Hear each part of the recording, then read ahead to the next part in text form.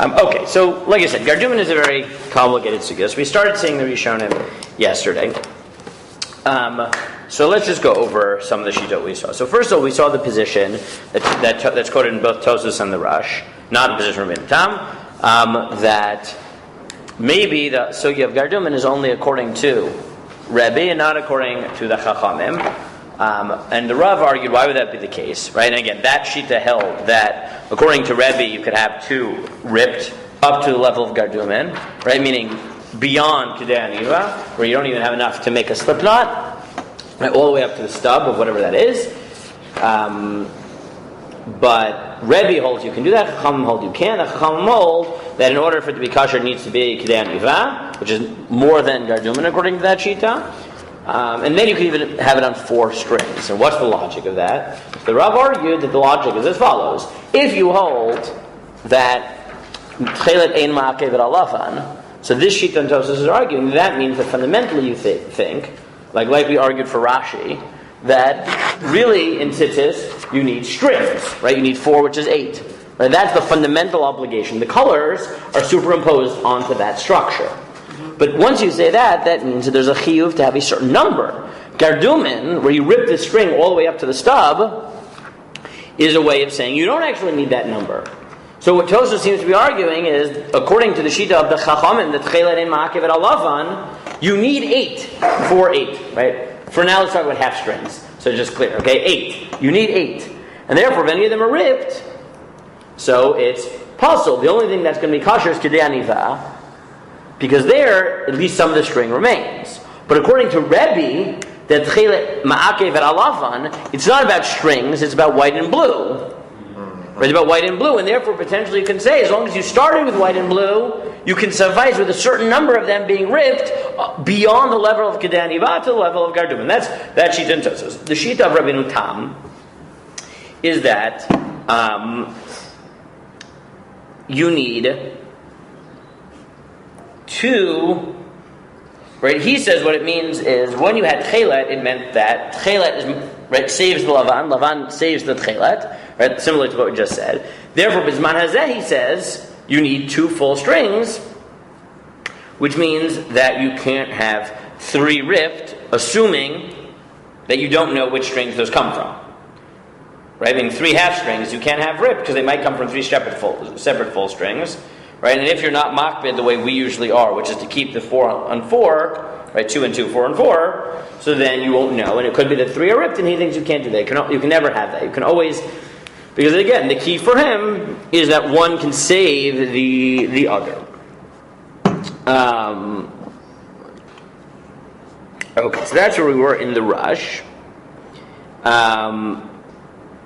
Right, and this is the Rash's position that the sugya of Gardumin and the position of Bnei Rabbi Chia, right, are Bnei Rabbi Chia, the Gardumin sugya and the sugya of Kedei Aniva are not the same. No, sorry, that is Rabbi Chia. Okay, good.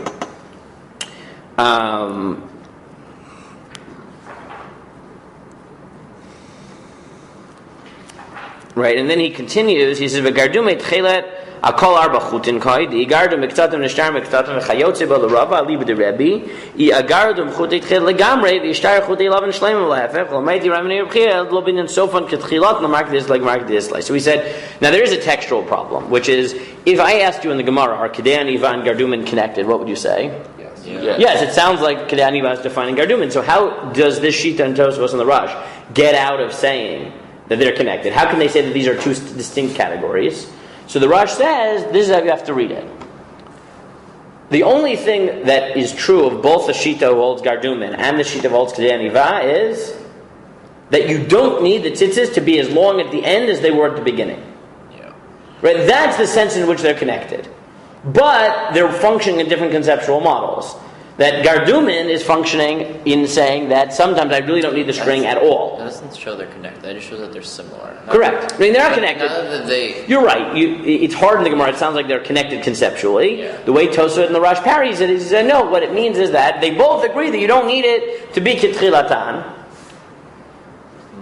But they don't agree on what it actually means. And he says, "V'had degam Rav nifsak kut meikaro pasul, lav davka meikaro kol shalisha rokedei aniva nifsak meikaro karilei." It says when we say that something is ripped me'ikaro, it just means it's ripped beyond kidei aniva. Kevin the lishbro kidei hechsher. Uperish the ikar. Right. So if you're top of the second column in the Rush, he argues against Rabbeinu Tam. His conclusion is like this: Shita. It says perish the ikar. The Gardumin tchelet. Dibnei Rabbi Chia. Mashma di igardum kol arba'atan. Right. Rabbi Chia sounds like when he paskins that it's kosher, if it's cut, it's even if, well, 4 are cut. Because sometimes the word chelet means it like shorthand for all of tzitzit. And he gives a raya in different cases. Not chelet. What? Isn't lavon short for all of them? No. So actually not, right? Sometimes the Gemara just refers to it as chelet. You're right. Conceptually, you might want to go the other way. And then skip down to where you see where that little Yud Aleph is in the Rush. Let's skip down, and he says the im yesh afilu b'chod echad pachot mekadei aniva pasol. And he says according to this shita, right? According to Rabbeinu Tam, you can have 2 strings that are ripped up to Gardumin, right?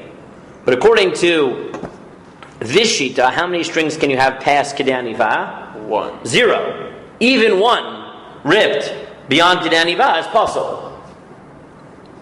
Right? Even 1 ripped beyond kidei aniva is pasol. Does he mean the whole tzitzit is pasol, that string is pasol? No, the whole tzitzit is pasol. And again, the Rav's argument, right? The Rav's argument for this shita and the Rush, which is we paskin against Gardumin and we paskin kidei aniva, that you need all 4 to be at least kidei aniva, and if even 1 is less than kidei aniva, it's pasol. Is this svara that fundamentally we're talking about la halacha is string?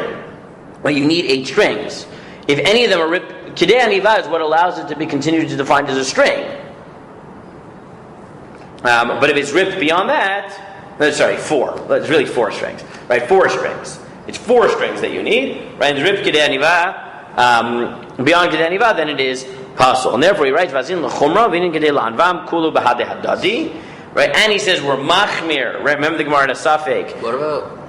Let me finish the sentence. The Gemara has suffix whether kidei aniva is the amount to tie 1 slip knot on a single string or around all 4. He says we go l'chumra and require the larger knot.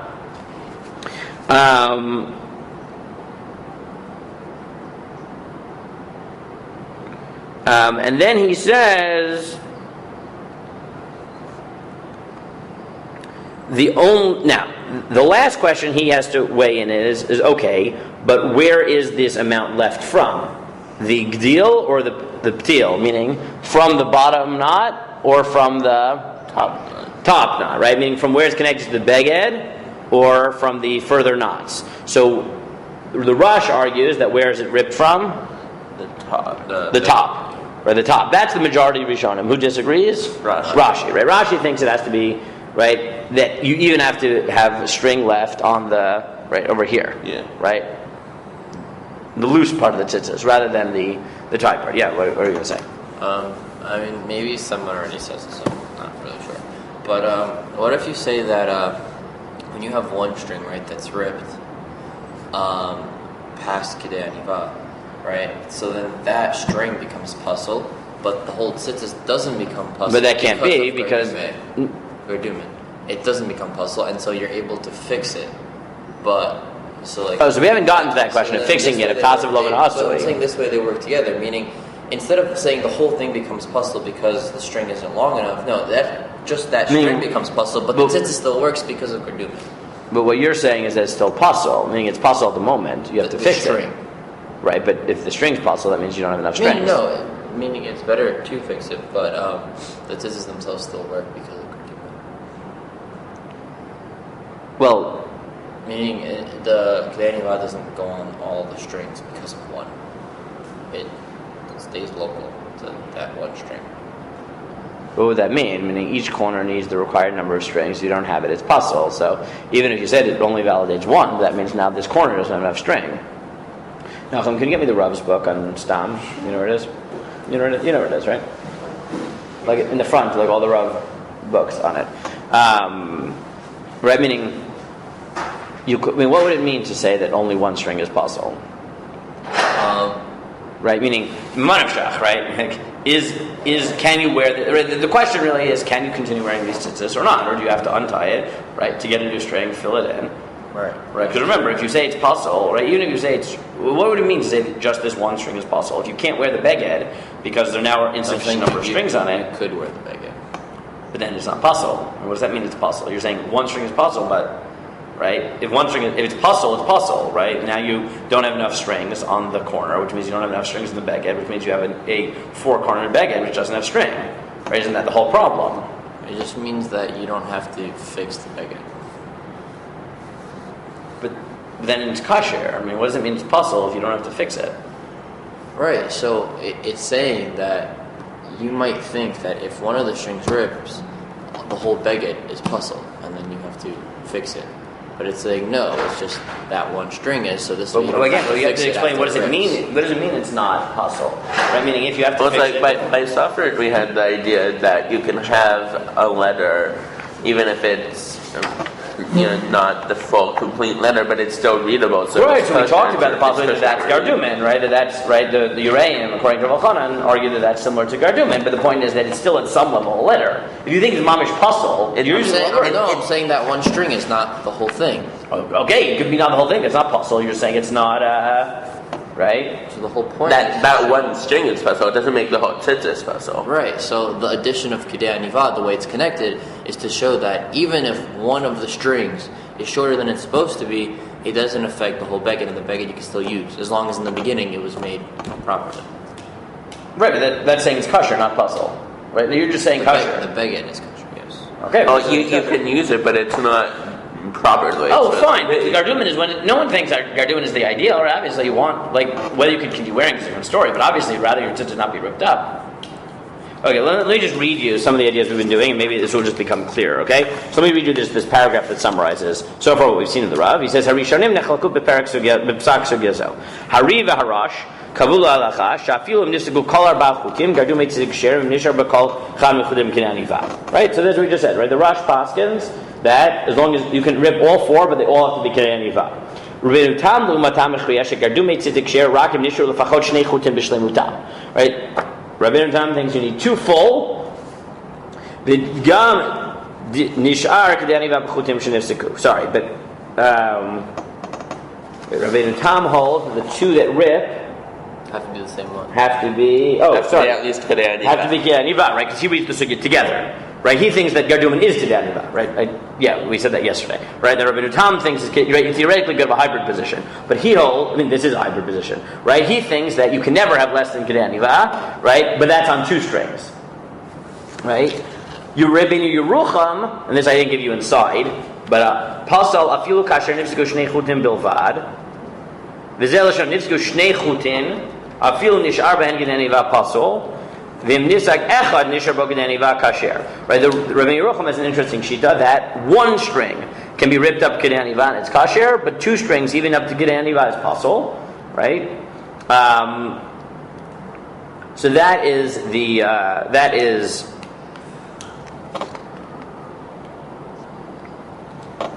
Rabbeinu Yerucham. Right now, the svara I've given you is as follows. Right, he says, "Nimtzaki shnei dinim beGardumei lavan." Now, based on the Mishnah Yaakov, which I won't read you, he says there's two ways of understanding. Din echad uvdei lahachshir et chutei lavan atzmam.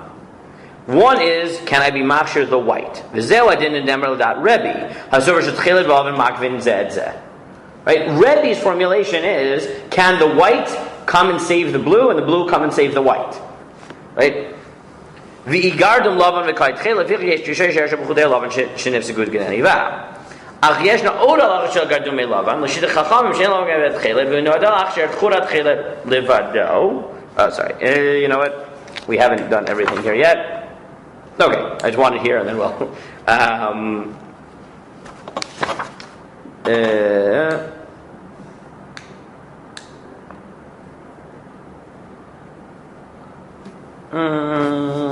Oh no, okay, I won't read it for you because I'm not going to read it inside for you. I've explained this outside.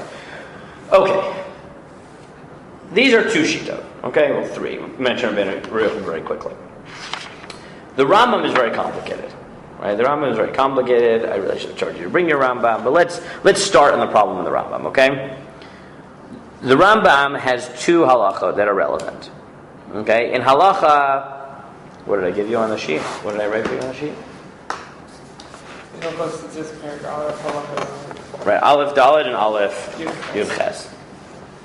So, oh, you know what? Actually, We have the. Yeah, right, you have it here, right? It should be in Yeah, the Ozvadar has it. That's actually true. So for these purposes, that's where is it in this? All the way to the end. Yeah, it's toward the end. I thought it was really.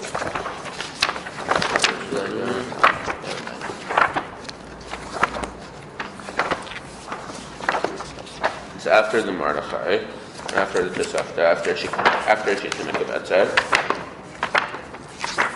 That's one of those nice features of it.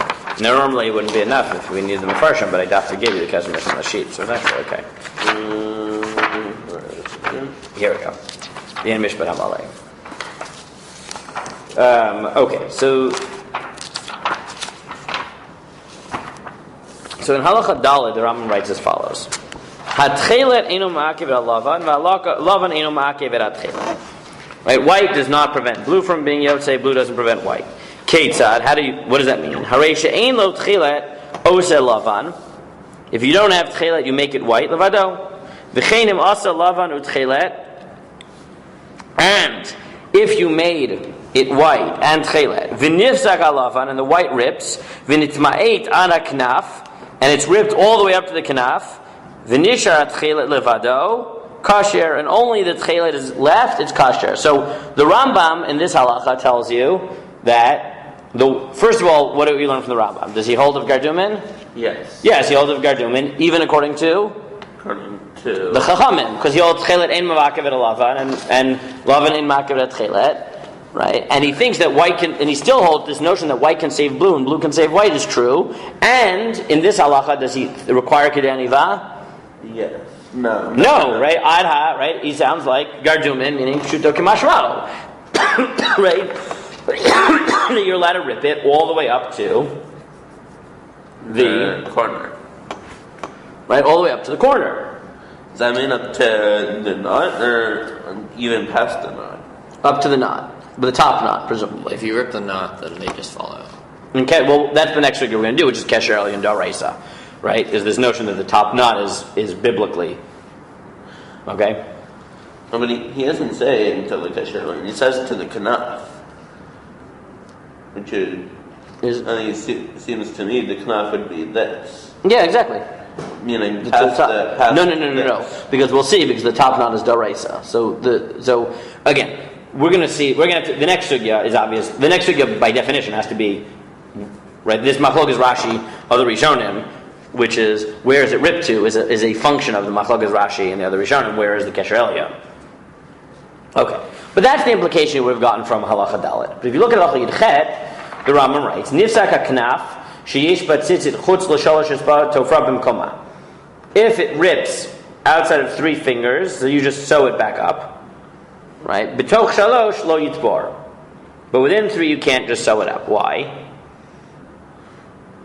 So this is halacha you haven't seen yet, which we'll get to, which is tasev lo manasui. Right? Is that if it rips somewhere in the middle, so you can just sew it up because it's still considered attached.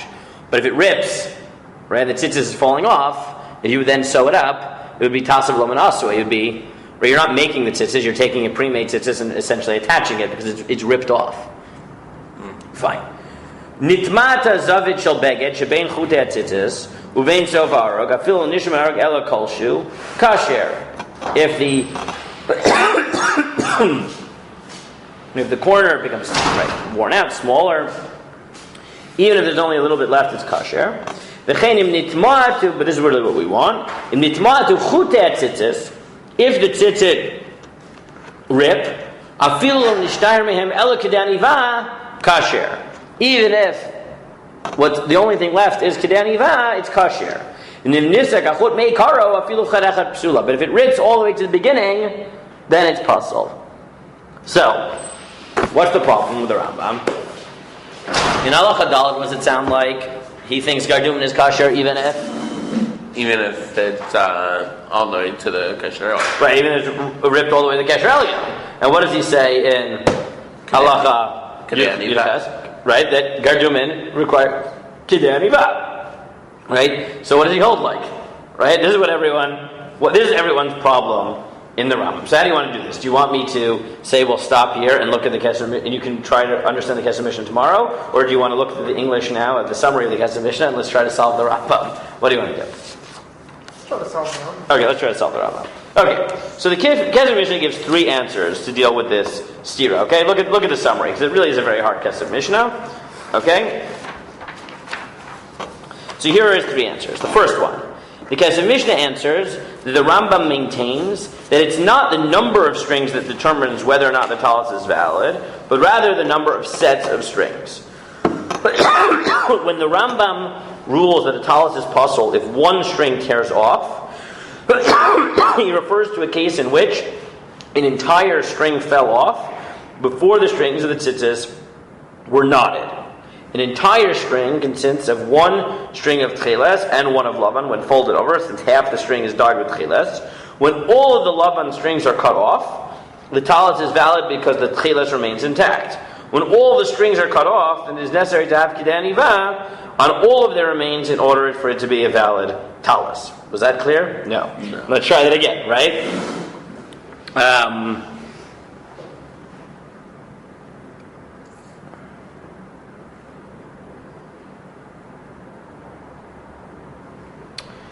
You know what? Okay. I'm debating if I want you to. I feel like I need to have you actually read the Kesef Mishnah. Okay, let me give you an easy answer first. How about that? Okay? The easiest answer might be the Aruch HaShulchan. Right? Look at E. Right? The Aruch HaShulchan says the Rambam is the following. It's very simple. The question of the Rambam's ruling is based on the premise that the words totally cut off mean that the strings are totally cut off from the knot. This, however, is not the correct definition of these words. The Rambam explains, like Rashi, that totally cut off means from the place where the tzitzis are connected to the garment. Accordingly, there's no contradiction in the Rambam's rulings. The Rambam rules that if one string was cut off from the garment, the talus is pasul. If the lavan strings are cut off until the knot, but not from where they meet the garment, the talus is valid as long as the tchelet strings remains. If all the strings are cut off until the knot, the talus is valid if there remains at least kedei aniva. Right, the Aruch HaShulchan says the solution is as follows, right? You have to understand what you're talking about. The Rambam thinks that you always need kedei aniva if you're talking about a tzitzis which is ripped all the way to the knot, to the beged, right? Up to the beged, up to the kasher elyon. Right? There, you need kedei aniva for it to be kosher at all. for just one string?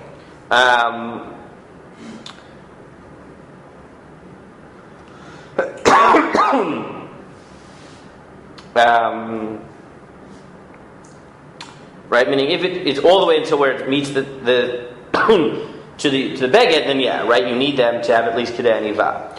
When he says that they are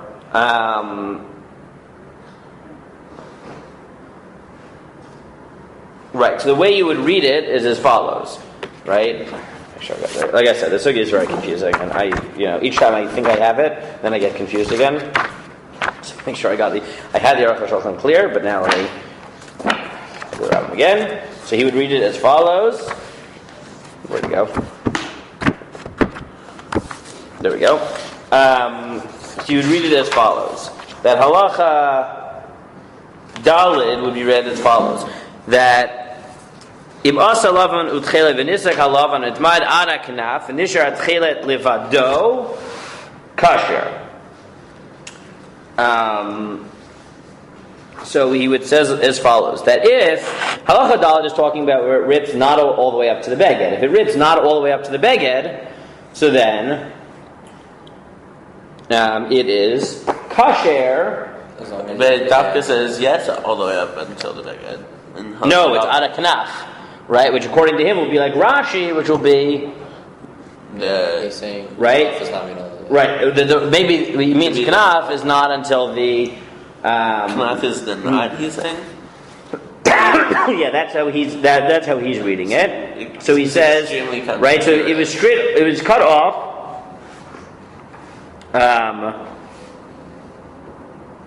Right. So he says if it's only cut up until the knot, but not from where it meets the beged. So then, as long as the tchelet string remains, it's kosher, right? But if it's cut off all the way to the knot, which is what he's talking about, halacha-theory, so then it needs kedei aniva, right? That's how he's going to read it. It doesn't seem to. It's hard because kanaf sounds like it's the beged. Correct. Now, look, but the Aruch HaShulchan conceptually is easy, right? I mean, conceptually he just says, right? Let's just spell it out conceptually. The Aruch HaShulchan conceptually is saying, look, if it's ripped all the way up to the beged, so then the string is really missing.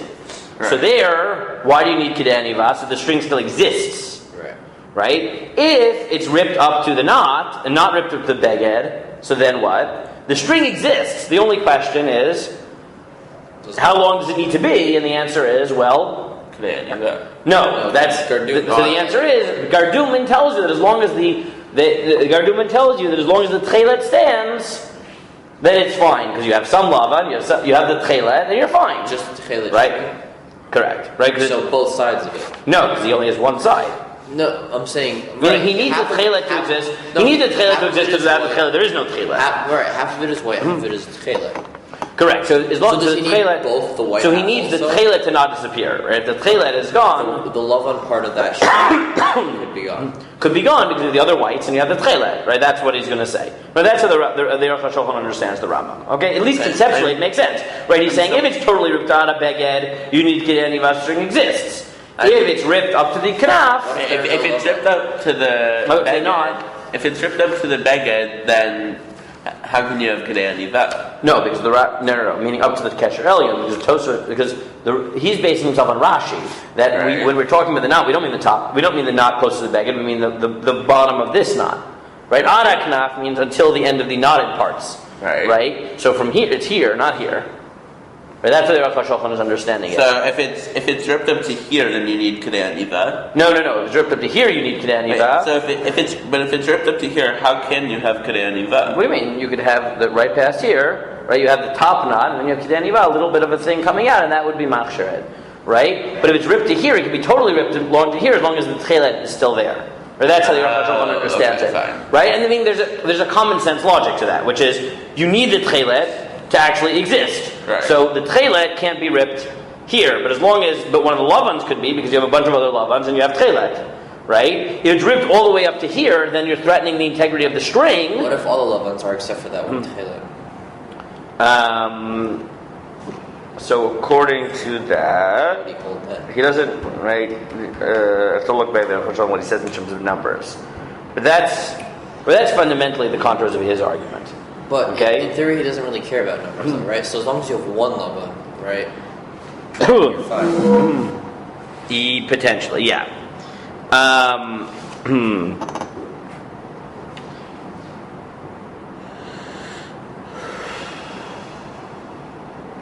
Okay.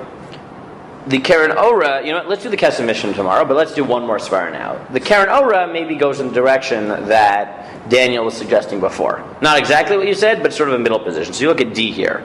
But the Karen Ora understands the Rambam as follows. He says that when the Rambam says that one string is totally cut off, it's puzzle, he does not mean that the talar talis is puzzle. He means that although the person no longer fulfills the mitzvah of whichever type of string, tchilas or lavan, that was cut off, he still fulfills the mitzvah of the other types of strings. This is similar to the Rambam's ruling earlier when he states that lava does not prevent the mitzvah of tchelas remaining fulfilled. He only means the mitzvah of lavan remains unfulfilled unless the lavan strings have kedei aniva. So the way the Karen Ora says is essentially what Daniel is saying is if it's ripped up to kedei aniva, then your yoke say tchelas and lavan. Right? Because kedei aniva is the minimum length of the string that the string is still considered to exist. Yeah. But if it's ripped past kedei aniva, you only fulfill the other one. So then the tzitzits are still kosher, but you might only be mekayim tchelet or lavan, not tchelet and lavan. Now, in order to say that, you do have to assume that tchelet and lavan are two conceptually distinct kiyumim, even though they're not because they're not ma'akev etzeh. Because they're not ma'akev etzeh, but the Karen Ora is essentially going in directions similar to Daniel's and explaining the Rambam. Right? So again, according to the Karen Ora within the Rambam, if it's ripped up to kedei aniva, So then you fulfill the mitzvah entirely because Kedan Yivah tells you that each and every string that exists up to Kedan Yivah is still considered halachically existent.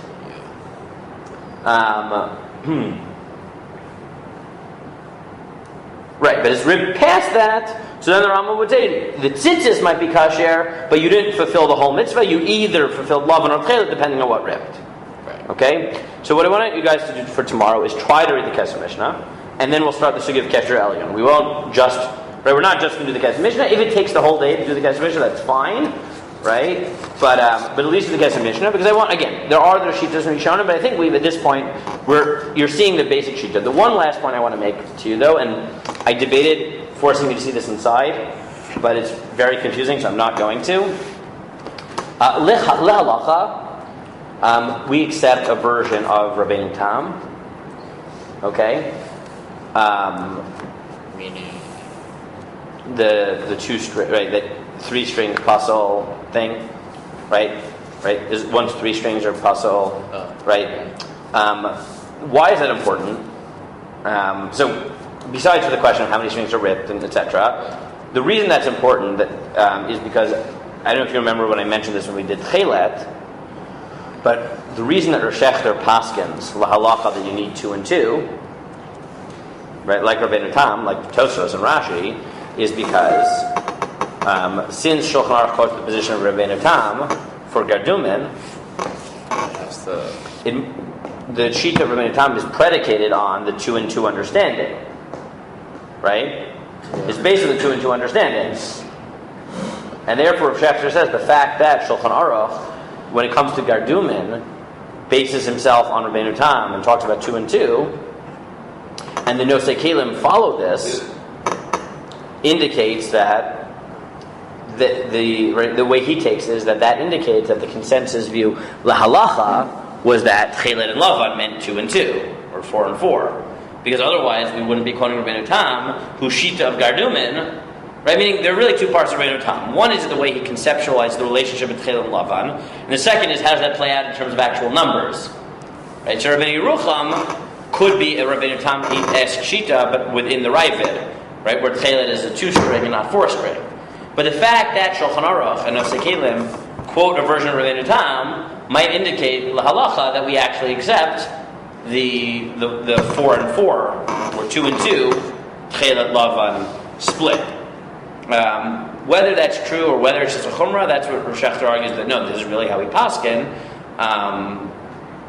Is it defendable in another way? It's an interesting question, right? But that, just so you know that that's where his shita comes from, right? Of paskin like Rabbeinu Tam, like the Balei Tosfos and like Rashi to have 2 and 2. It's based on this sugya of Gardumin and the fact that Rabbeinu Tam shita is reflected in Shulchan Aruch. Like I said, I really debated whether to force sugyas to go through all the halacha and which positions we actually accept. I'm not going to, because maybe I'll ask Ray Wasserman when he does the tying thing to sort of describe halacha l'maitza, how this plays itself out. For tomorrow, what I want you to do is try to get through the Kesef Mishnah. We'll try to spend part of Shir on the Kesef Mishnah and then already get into Kesher Elyon, because as I said, the last sugya that you really need to understand to fully understand Gardumin is the Kesher Elyon sugya, which is, we've just asserted until this point that there's a machlokas Rashi and the other Rishonim, whether when we talk about being ripped, we mean up until the top or up until the bottom. But that's related to whether they think the Kesher Elyon means the top or the bottom, meaning Kesher Elyon literally means top, but the question is top, like while you're wearing tzitzis or while you're tying. Right? When you're tying, obviously, right, if you like hang your tzitzis up, Kesher Elyon is the farthest out, right? Or is it Kesher Elyon being the one closest to the beged? And that is part of this. So try to do the Kesef Mishnah and start the sugya of Kesher Elyon. I have a makar sheet for Kesher Elyon. I'm thinking that maybe we'll just finish Gardumin and Kesher Elyon this week, and either, if we have a day left on Thursday, run through a little bit of Bikiyas in the Gemara and make a few Harot, because that will get us to Lamed and Beis, or maybe give you guys a break and do a Chanukah sugya. I don't know. Either we'll do a lighter sugya and do a break that way, or do a Chanukah sugya. I don't know. I haven't decided. I might not be here tomorrow. Tomorrow. Yeah. Tomorrow's Chesed thing, or? Well,